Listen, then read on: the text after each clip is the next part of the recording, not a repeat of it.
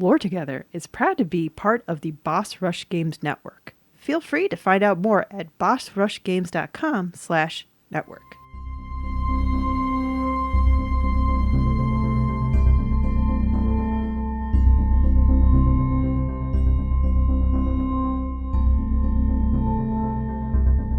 Hi, I'm Safi. And I'm Mystic. And this is Lore Together. This is the podcast where a husband and wife team go over all this storytelling, world building, and characters in video games. It's because of what we like to do together. We lore together. Yes, and this is episode 62. Yay!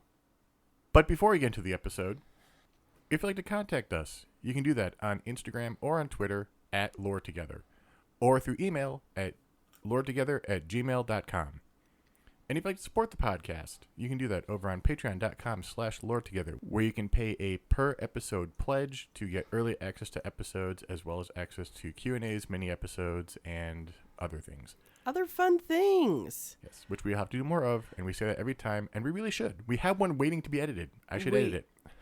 The only issue was that the last couple of weeks we've been fighting a cold. That's true. I did lose my voice there for a few days. Yeah, it's been kind of rough in the Lore Together household. Yeah. We all three got it. We passed it on to some loved ones, fun stuff like that. But we're over it now. And instead, we're getting back to normal swing of things. Yep. Woo! If you do like this episode, though, we would love it if you would give it 5 stars wherever you can rate it. We know you can rate it on Apple Podcasts, Spotify, Podchaser, and others. And we appreciate that if you do give it to us. Please and thank you. All right, so this is a weird one. I'm going to tell you the name. I feel like the last few times you're like, this is a weird one. It's like, really? It's How not weird okay. is it? You know what? I'm not going to tell you the name then. This is a highly regarded game. Okay.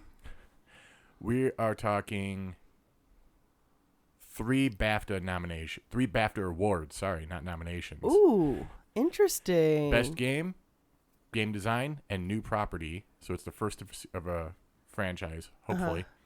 2 Independent Game Festival awards, excellence in design, and the Samus McNally Grand Prize.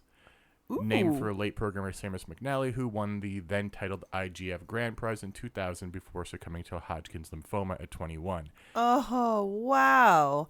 Yeah. What an accomplished life at such a short time. Yeah.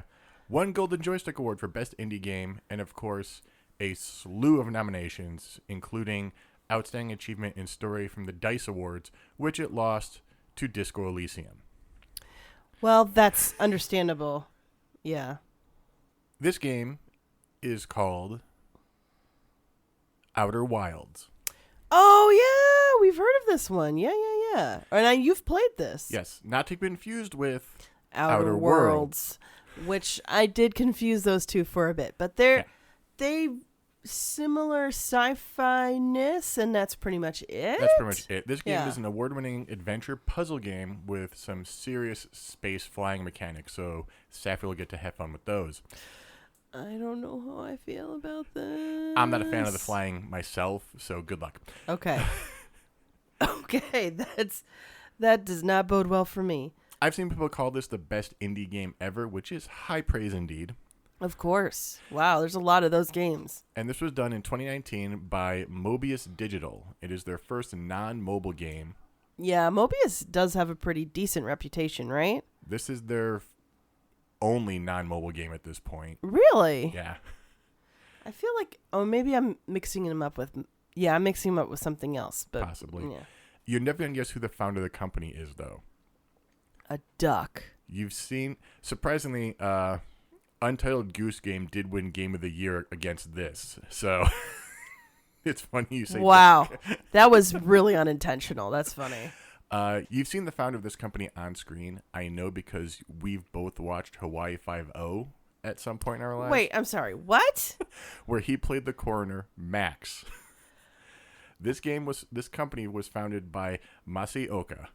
Oh my gosh. I'm trying to remember because He also was in Heroes, But before he was an actor, he worked for ILM as a graphics programmer.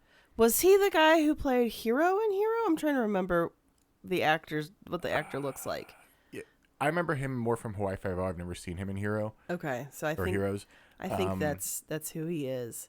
There's literally, it's of course the name is. He's bespectacled in Hawaii Five-O Yes. with short black hair. And, Yes, yeah, that's kind of a roundish face. Yes, that's exactly who I'm thinking of. Yeah, so he plays Hiro, Hiro. Okay, In okay. Heroes, he essentially can stop and manipulate time. Okay. It's a I've very never seen Heroes, so. It's that first season. I stopped after the first season, but the first season, he's just so adorable. There's a lot of moments where he figured out something and he just goes "Yatta!" and so he's so excitable. And I think if I remember Hawaii Five-O, that is not how he is. He's very nerdy in Hawaii Five-O. But it's much more of a mellow. Yeah. I wouldn't say he's adorable in Hawaii Five-O. But the actor runs his own game company. So he's playing to a type then, I guess. Good An for award-winning him. game company. I mean, yeah, and he's a good actor on top of that. Yeah. So a note to start with. There is a DLC that was just released, I think, last year for this game. Oh. It adds some great exposition and a touch of emotion. I can't figure out where to fit it into my breakdown. It basically adds a chunk of backstory and a new race into the universe, but it muddles a breakdown. So we won't be covering it here, but it will be included in the game when we stream it. Oh, okay. And maybe also a future episode if we so desire. I don't think it's that deep. Oh. Yeah. So I guess you have to watch the live stream if you want us to cover any of that. If you want to do the whole game, which we could. We're just racking up game series to do because I want to do Remember Me after we finish Skies of Arcadia. You're going to have to play Remember Me, though, Yeah. because I wasn't able to do the live stream last time because little buddy was recovering from a cold and just he needed our didn't help. want any of it. Yeah, he just needed somebody to cuddle him. So since Mystic's the better one at playing games, I was the one who sat out, but I was watching it quietly while trying not to wake little buddy up. And that gameplay is not going to be fun to have me. Yeah, so you can do that next live stream if that's what you want to do next. So anyway, let's jump in. Yes. The player takes the role of an unnamed alien explorer preparing for their first solo flight. Actually, first flight in general. So this already feels a little bit like No Man's Sky. There is a little bit of shared DNA. Obviously, the themes in No Man's Sky are probably not going to be touching upon this game, if I remember correctly. There's a couple threads that kind of weave through both, I would say. Especially when you're dealing with cosmology, Yeah. you're going to have some similar story beats. Yeah. But the point of No Man's Sky is very different from the point of this. That's what I figured, yeah. And the aliens in this game are great. The race we play as, the Hartharians. Hartharians. Yeah. Okay. They live on a planet called Timber Hearth. So they're Hartharians. Timber Hearth? Yeah. Okay. They're long-eared, four-eyed, three-fingered, agendered people with a serious helping of charm. Everything in this game feels charming, and The way you describe the aliens does not sound very charming. I'm going to trust you on this. time for a picture. Mystic's like, we've got to have a picture. What the? Okay, so... Not grotesque. Pretty charming. So the one I'm looking at right now, as Mystic has said, is named Esker, and is taller than I thought they were going to be. The floppy ears are less bunny rabbit or dog and a little bit more fox-like. Yeah. And definitely no fur. The eyes are layered in a way so that there's a smaller eye under a pair of bigger eyes. They're black. I guess you could call it charming. It feels a little bit more kind of like a new variation on E.T. So Okay, fair. I consider them a little charming. Also helping that charm is these guys' technology is spacefaring, but it's taped together and stuff. duct tape style, it sounds like. Their Okay. houses are big, nailed together boards. It's not the pinnacle of technology, so that kind of helps give them a different feel. Oh, okay. So it's kind of like a rustic frontiersman kind of thing? Yes. Okay. And the charm does continue into this setting. The Hartharians live in an idyllic wooded land, toasting marshmallows and exploring their solar system. I love the idea that marshmallows are universal. Keep that in mind. Oh, okay. They have this company called Outer Wilds Ventures, which is set up to foster exploration, and that's who our employer is. And we wake up we explore a bit. We can toast some marshmallows, go to the museum, check out the statues of long-lost aliens called the Nomai. Oh, the Nomai? Yeah, three-eyed goat-like people. Yeah. Goats with 3 eyes. That sounds spooky, too. We were hired onto Outer Wilds for our help with a device to translate Nomai writings, actually. Oh. Yeah. And eventually we get into our ship and blast off just as others have done before us. Okay. Yeah. Continuing on the charming aspects of the setting, the solar system is tiny. It is only 28 kilometers across Really? with 5 planetary bodies. Technically 6, but one is a binary planet. Oh, okay. We can jump between those binary planets on foot. We Wow. can traverse moons in minutes. But a lot of this seems to be done so that the science of the game is actually approachable, because we deal with stuff like time dilation, black holes, general relativity. Doing that on a galactic scale or even a solar system scale is a bit daunting for a lot of people. Right. Yeah. So we're dealing with a micro universe. Yes, it's simplified, but I still think this could probably be used in a classroom. Okay. Probably already has been. If only for the zero gravity mechanics, which are really nice. Nice. So we take off. We can go anywhere in the solar system. The maelstroms of Giants Deep, the binary planets of the Hourglass Twins, the strange fractured planet of Brittle Hollow, the twisted depths of Dark Bramble, or even land on the Interloper, a comet that is coursing through the system. Ooh. About 20 minutes after we first wake up and take off, the sun explodes in a supernova. What? And then something strange happens. We see our memories flick past us in a strange purple field, rapidly moving backwards until we wake up on Timberhearth again, next to the fire, marshmallows ready to be toasted. So is this a time travel game?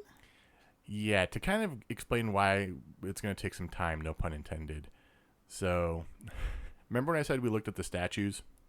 Yeah. Well, one of those statues did something. Oh, wow. So, the Nomai, we'll have to explain the Nomai. The Nomai were explorers of the universe. And they Okay. lived sometime in the ancient and primordial past before the Hartharians, where they were nomadic explorers of the universe on their warp core powered ships called vessels. Okay.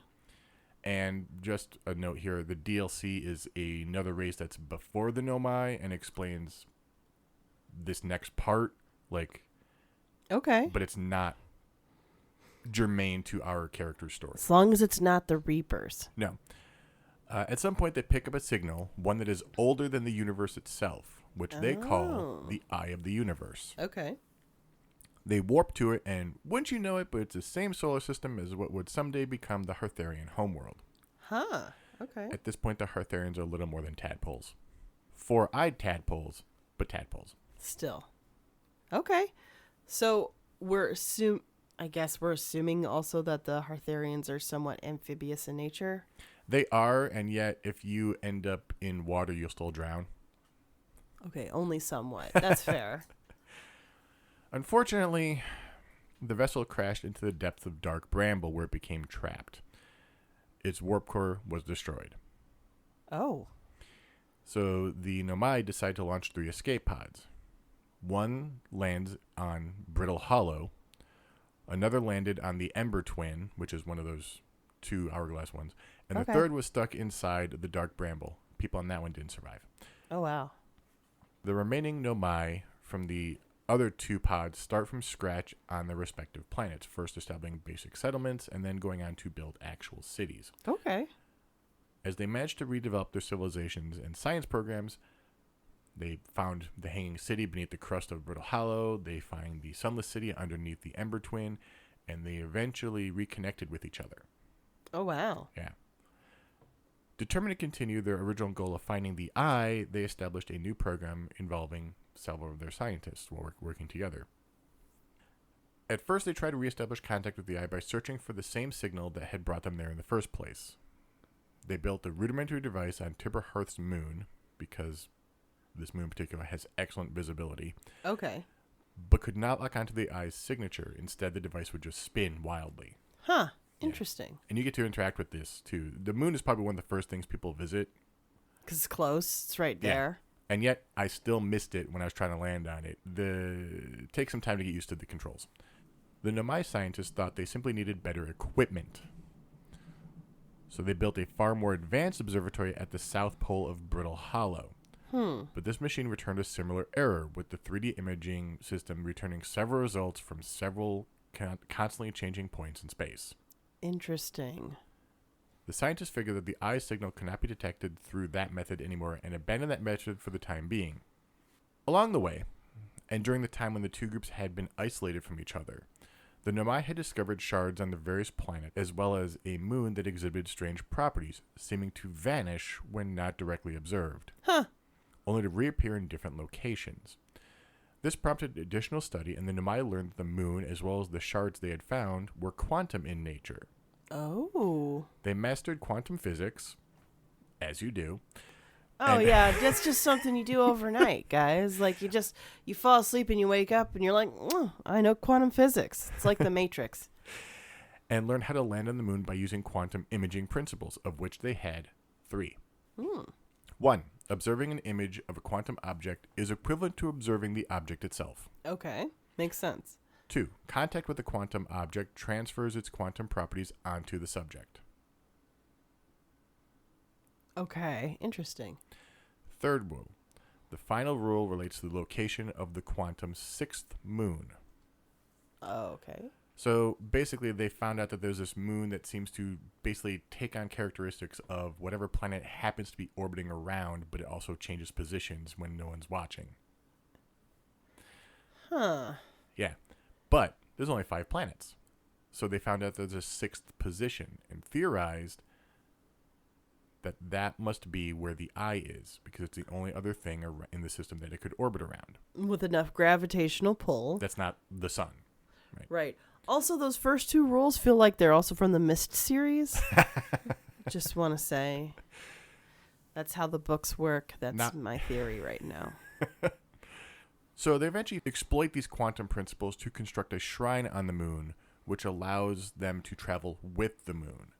Basically, if you stand at the shrine, like in a location where you're safe, and close your eyes, you're no longer observing it. Wait. Say that again? I'm sorry. I was like still trying to figure out 6 planets, 6th position, Okay. and then I suddenly... So Yeah. they look at the moon. Yeah. They build a shrine on the moon, basically a structure on the moon. Yeah. And then if you're in the structure and close your eyes, you're no longer observing the moon, so the moon then goes somewhere. But you're on the moon. Okay. So you go with it since it transfers quantum properties to you. So it's propelled by blindness. Okay.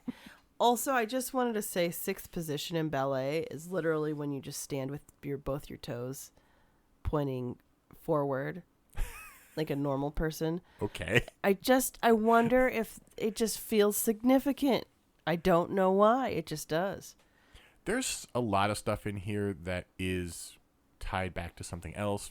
Most of the Hartharian names are based on geology. The Nomai names are based in biology, usually plants and stuff. So there's definitely a little bit of like, we went back and looked at something, and this is our naming convention. Okay. So the Nomai deduced that the 6th position had to be the eye because there are no other objects in the system for it to orbit, as we already mentioned. Unfortunately, the Nomai never figured out how to get from the moon to the eye itself. Oh. But it being the closest they had come so far, the moon became highly revered, and the Nomai conducted solo journeys to the moon's 6th position, which they would consider to be a pilgrimage. Oh, wow. Okay. So it's almost like a pseudo-religion. It's like you to seek understanding, you go to the 6th position on the moon. Something like that, yeah. At some point, the Nomai also rediscovered warp technology by experimenting with the black hole within Brittle Hollow's core. So Brittle Hollow is called that because the planet is fracturing apart because there's a black hole in its core. Right. How did that happen? I don't know, but it's pretty trippy. That sounds pretty trippy. So in this universe, black holes act as pretty standard wormhole type portals. They're not like the spaghettify string you thing. It's more like the old... Actually, we don't know if it's an old idea. Getting into astrophysics would be beyond the scope of this podcast, but there have been theorized things called white holes. Yes, the end of a black hole, the white hole. Yes. And that is essentially what is here. The black hole leads to a white hole. So the black hole leads to a white hole, and it's essentially a wormhole, Yes. if you will. Which is some people's understanding of black holes even to this day. Yeah, that's the theory. It's kind of like... It depends on your angle of the black hole and everything based on some very light reading I did, and I don't know if I got it right. So One of the examples I remember hearing back in the day was that you have 2 points on a paper and you want them together, and what's the best way to link them? So you think it would be the line between the 2 holes there, but what you have to actually do is take the paper and fold it so that basically point A goes to point B, and then that way it's faster. And it's essentially the idea of a wormhole is that that's what you're doing with space. You are folding space. Mm-hmm. So then am I able to construct a space station at the white hole Oh, okay. and learn how to teleport from the black hole to the white hole. Okay. And they constructed several towers with the likeness of each planet on the Ash Twin, basically one of these 2 twins, and established relay points on each planet to allow them to warp from location to location just by going through a portal. Okay. They also discovered a paradox along the way, though. Uh-oh. Knowing that objects or people entering a black hole portal appeared on the other end at the white hole portal a very short time before they actually entered. Okay. Interesting. They confirmed this fact at the High Energy Lab, knowing that it undid a lot of their understanding of the nature of the universe. However, they also realized they could control this to a degree and exploit it. With their advanced quantum knowledge, warp technology, and knowledge of the eye that was at least somewhat within the vicinity of the sun, the Nomai thought of a new way to locate the eye itself. This method was a little less elegant than the detector structures they had built before. Okay. Now they would simply launch a probe in a random direction in space and hope that it would find the eye. Okay. Interesting. Maybe a lot less elegant. That's literally like just throwing a dart blindfolded. That's literally what they That's did. literally it is. They are just it. The cannon that's shooting the probe picks a random direction and fires. Now, But then you have to make almost endless probes to be sure that you're getting a good survey. they thought of that, Okay. and knowing that this would be a painstaking process, and also noting the fact that the cannon would probably destroy itself in the process, the scientists hit upon an idea that sounds like something from Portal 2 and Cave Johnson. Oh, no. Episode 15 if you want more on Cave Johnson and Portal. First, they mined out the core of the Ash Twin planet and established a massive installation inside of it called the Ash Twin Project. Okay. They also constructed an orbital probe cannon that would float in space around Giant's Deep, which was moonless and far away from the sun and the other planets. Interesting. The idea was that they would launch the probe in a random direction, and the probe would relay the coordinates of whatever it found, hopefully the eye. The Ash Twin Project installation would receive this information, and then the installation would be activated, sending this information back in time about 20 minutes. Oh, interesting.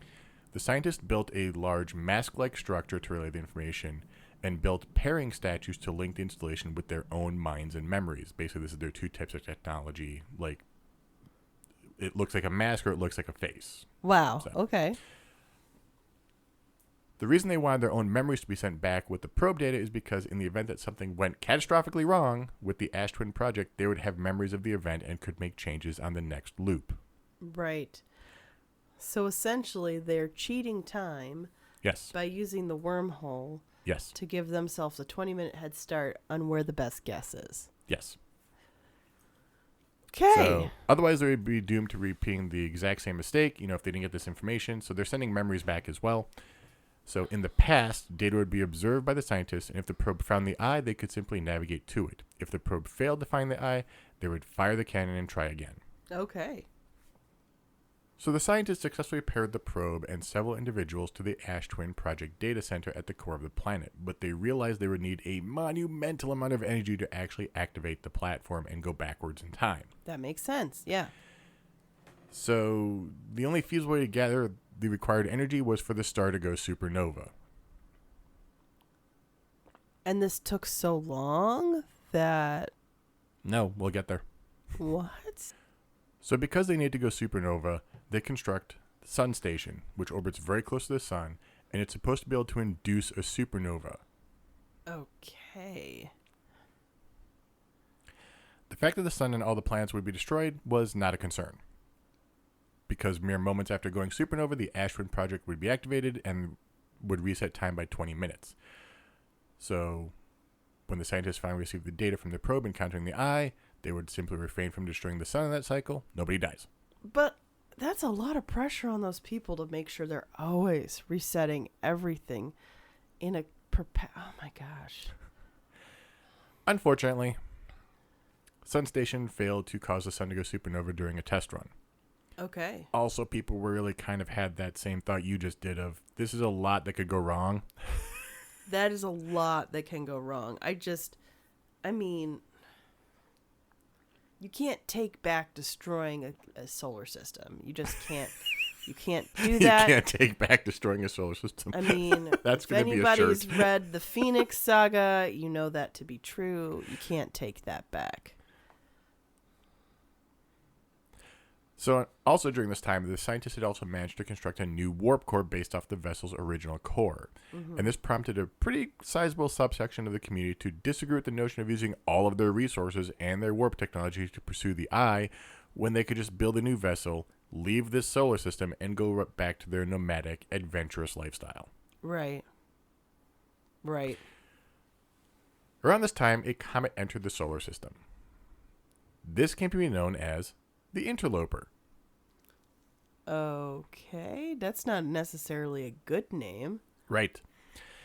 In dire need of a distraction, since the Ash Twin Project was grinding to a halt, not exactly popular with everybody, and they didn't want to just go back to adventuring, because this was their whole life's work now, the Nomai scientists decided to go on hiatus from the project to investigate the Interloper, figuring it would be interesting. Basically, they need to pick me up. Okay.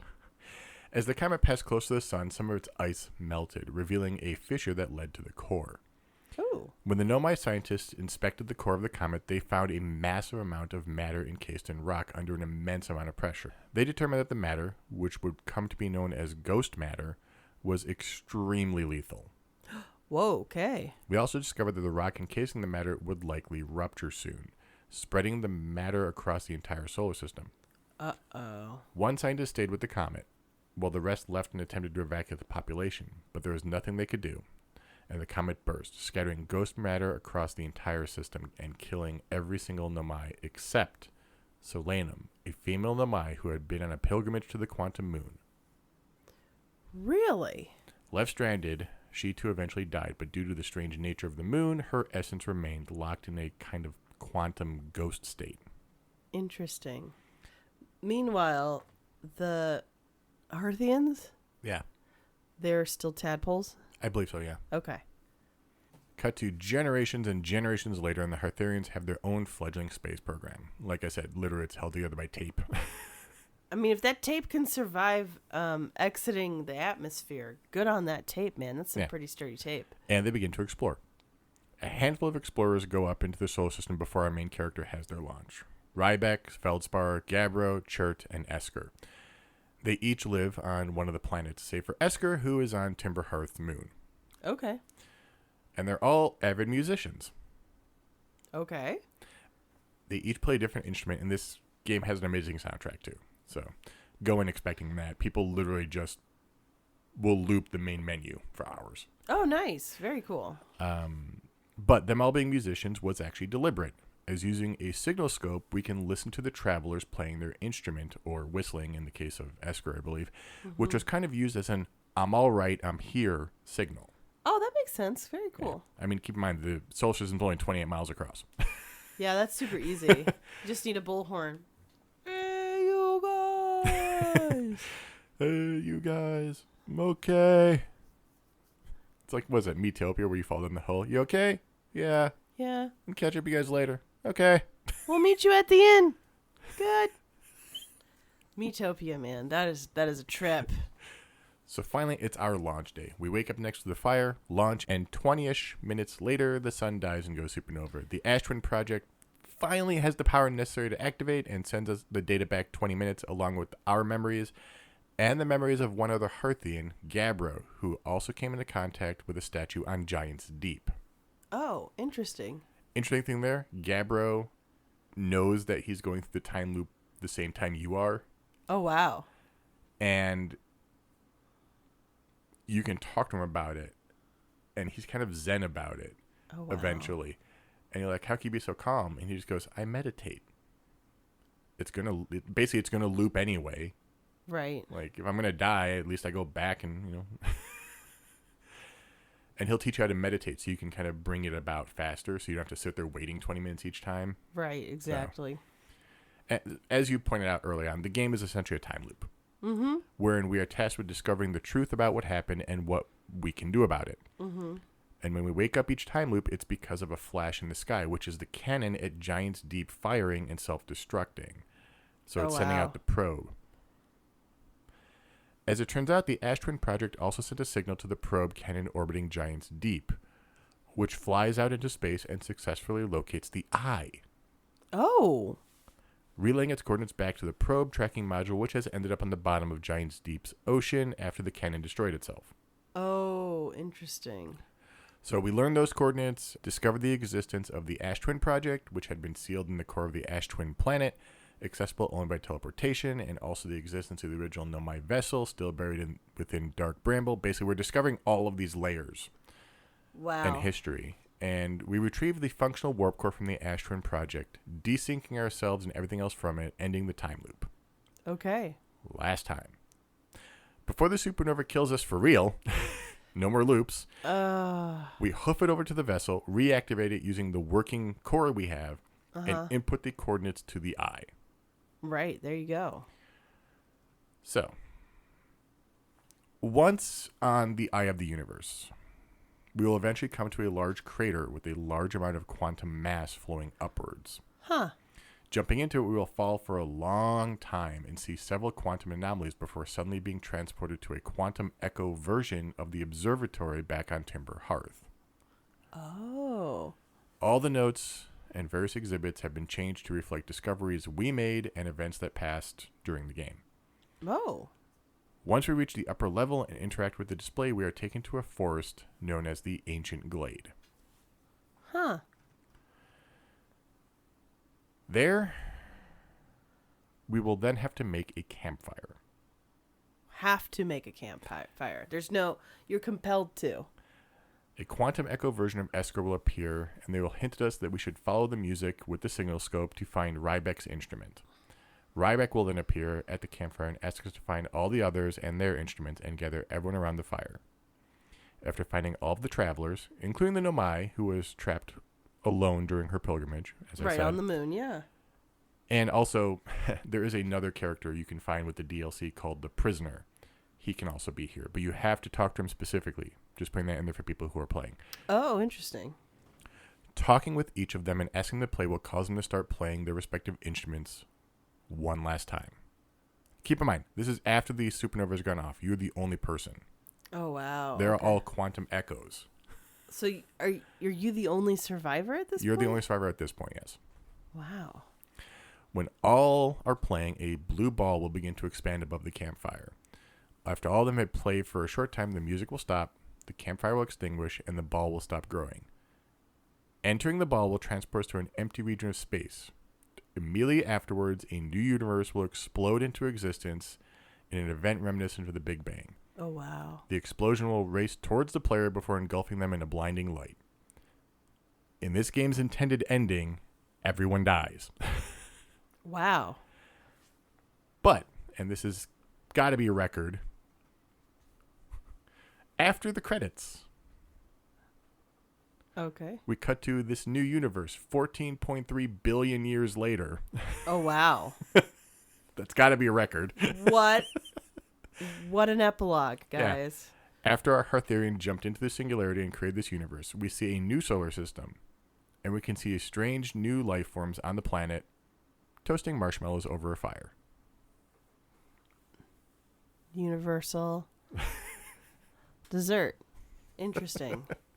Wow. That's That's a trip, man. That's a trip. Like, there was not a lot for me to say about that because holy. There's a lot to wrap your head around with each paragraph I said. Yeah, And, holy yeah. guacamole. So there's a lot of physics going on because we're trying to understand how There's a lot to... of physics. There's a lot of cosmology. There's a lot of relativity. And you only have 20 minutes each time to make progress towards the next So step. you do remember things. Like, Right. you know, your character, the first loop has to get launch codes. Right. Next loop, you already have them. Like, you remember them. So you just know them. Right. Stuff like that. So once you find out information, you don't need to find it again, at least. But still, at the same time, you only have 20 minutes to make progress Yeah. each time. I've died numerous times in this game due to the flying. Right. So, it should be noted that when you die in the game from a non-intended ending, Oh. sorry, not non-intended, because the intended ending is one where everyone dies. But if you die in one of the other endings, that's not the canon ending. Oh, wow. If you're not dying in that, if you're just dying from a freak accident, you crash into a planet, whatever, the supernova goes off, and you're back 20 minutes later. So that's Right. no big deal. That's no big deal. But there are certain endings that are permanent Oh, okay. that result in game over. A couple of them deal with the DLC. Yeah, I'll break down the DLC actually really quickly. So the DLC is not after the game; it's actually moving into the game, Oh, interesting. which is a little unusual. Yeah. So you have to replay the whole thing again if you want to... Yeah, but the DLC basically deals with a species that existed before the Nomai, Oh. and they were around a gas giant in a neighboring solar system, and detected this signal, the same one that brought the Nomai here, and they got so in awe of it that they kind of tore apart their whole... I can't remember if it's a moon or a planet, but they tore apart their whole celestial body Whoa. to create a ship. Basically, it's a barren wasteland now when it used to be idyllic, Interesting. and traveled to here. But the second they get here, they inspect the thing, they analyze it basically, and they basically see that all life is destroyed by this thing. Oh. And so they create a device that shields the signal so it can't get out. Oh. And then they all kind of go into hibernation. Basically, Okay. this thing will keep everyone safe. This is our job now. Kind of. Mm-hmm. One wakes up and turns off the shield. Why? I couldn't find that out. I haven't played with the DLC myself yet. That's insane, though. But I think it was so that their planet wasn't destroyed for nothing. You know, kind of like Oh. something like that. That's weird. I didn't delve too deeply into it because I didn't want to do it for the episode, but it's like it makes sense to cover it actually still. Yeah. And the other ones wake up and realize what he did. I don't know if it's a he actually. Realize what they did Yeah. and basically submerge. Like, I don't know their lifestyle really. They have vision torches that they can use to share memories, and they can inspect things. They have artifacts that are like part of them that can be doused out and like put out. It's weird. And they look weird too. They're Oh, like I'm bird. sure. They're like bird like. But he is are basically a prisoner, and they're the only one left because everyone else kind of goes back into their idyllic simulation world of their planet that they no longer have, and they all slowly die out, and this prisoner is the only one left at the end, kind of like in suspension. Right. So the last kind of thing is that when they turned it off for that brief time, that's what brought the Nomai to the system. Oh, because they saw it. Because they saw the echo of it, basically. Right. So basically the prisoner kind of knows that what they did wasn't in vain. Like, something actually got done. Right. So, but yeah, this game gets in your head. I want them to do more stuff like it. And I've literally just listened to the music for hours before. In fact, little buddy when I first started playing this game, I was whistling, and he just loved hearing me whistle it. So. Oh, that's hilarious. Oh my gosh. Well, that is, for a game that sounds like it's actually kind of a short time to play through, that is a lot to wrap your head around. It's just a ton. Yeah, there's definitely a lot in this, but yeah, so a lot of stuff to wrap your head around. That's so much to put your. I have like nothing to say. It could also be that we're recording late, but I have nothing to say to that other than I don't think I'm going to be ready for it. I just don't. That's a lot to. Because, as you said, there's just so many different components of a universe itself. Yeah. But anyway, I guess we'll end it there. All right. Well, thanks so much for joining us. It's a shorter episode. Yeah. We could delve into more, because literally how you learn all of this stuff is through journals for all the different characters and everything. And well, we can always come back to this series then. Not a big deal. I hope they do more, or I hope this developer does more stuff in this vein, because this feels great. Yeah, you always hope that these unique moments, are reflected over history in video games, or at least I do. I don't want everything to just be either, a platformer or a shooter where it's just like, you're the best hero ever. I like the things that are a little bit more nuancy. I could actually talk about that too. The reason I first looked into this game to begin with at all and wanted to get it was because I wanted something like Myst that was an Abduction, because I had already finished Abduction. So I wasn't learning anything new in Abduction. Right, exactly. And somebody goes, oh, if you like exploration and you want that feeling of exploration and unraveling a world and understanding a world, this is the game. Oh. And, we're kind of really crunching it down here.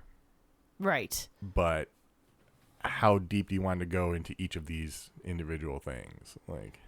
Yeah, there's nothing wrong with starting with the overarching story, because I feel like you'll understand all of the characters better once you know where they fit in the timeline and the repeating part of it.